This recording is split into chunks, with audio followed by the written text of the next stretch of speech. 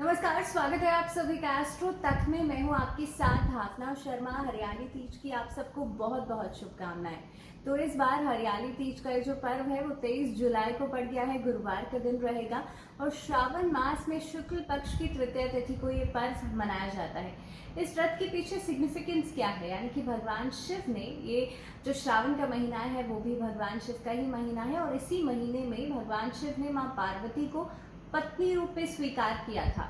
इस दिन कहा जाता है हमारे शास्त्रों में कि माँ पार्वती जो है वो भगवान शिव के लिए व्रत रखती हैं, उनके लिए कठोर तप और जप करती हैं उन्हें पति रूप में पाने के लिए। और ये जो हरियाली तीज का दिन होता है, इस दिन भगवान शिव जो है माँ पार्वती को एक्सेप्ट करते हैं, यानी कि उनको स्वीकार करते हैं पत्नी स्वरूप में। तो इस दिन खास तौर पे वो महिलाएं जिनकी शादी में किसी तरह की कोई अड़चन आ रही है, वो जो अविवाहित कन्याएं हैं जिनके लिए शादी का जो योग है नहीं बन पा रहा है, उनको इस दिन व्रत जरूर रखना चाहिए। इसके अलावा जो शादीशुदा महिलाएं होती हैं वो इस दिन व्रत रखती हैं, अपने पति की लंबी आयु के लिए इस दिन व्रत रखा जाता है।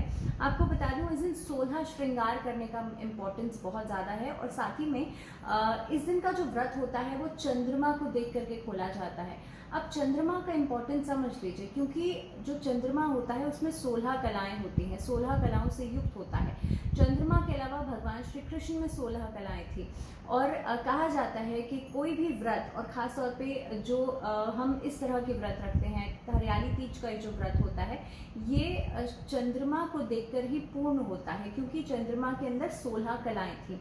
अब बात करें कि इस दिन जो है चंद्रमा सिंह राशि में विद्यमान रहेंगे। इसके अलावा बता दूं आपको कि इस दिन खास तौर पे आपकी जो मन की स्थिति होती है वो बहुत इंपॉर्टेंट होती है। ज़रूरी है जिस दिन आप व्रत रखें, कई लोग ऐसे होते हैं जो इस दिन निर्जला व्रत रखते हैं, लेकिन आपको बता दूं कि अगर आप व्रत नहीं भी रख पा रही हैं तो पूजा ज़रूर करें। पूजा आपको किस तरह से करनी है, भगवान शिव और माँ पार्वती के साथ में पूजा करनी है।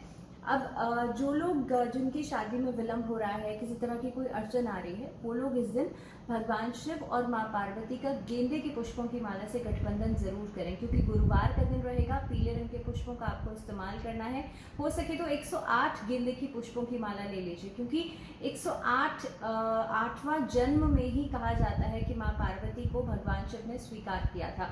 तो 108 गेंदे के पुष्पों की माला से आप माँ पार्वती और भगवान शिव का गठबंधन जरूर करें। इस दिन आप माँ पार्वती को श्रृंगार का सामान जरूर अर्पित करें और इन मंत्रों का जाप करें।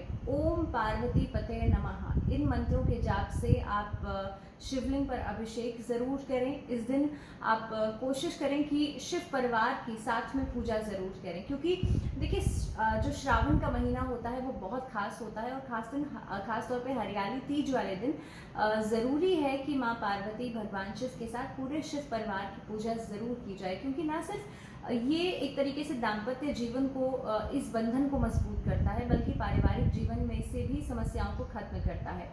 अगर किसी को संतान संबंधी समस्या है तो इस दिन आपको तुलसी का या कोशिश करनी चाहिए बेलपत्र का पौधा जो है वो ज़रूर किसी वृक्षारोपण करना चाहिए, किसी भी धार्मिक स्थल पर, किसी मंदिर में, या अगर आप मंदिर में नहीं कर सकते तो अपने घर में कर लीजिए।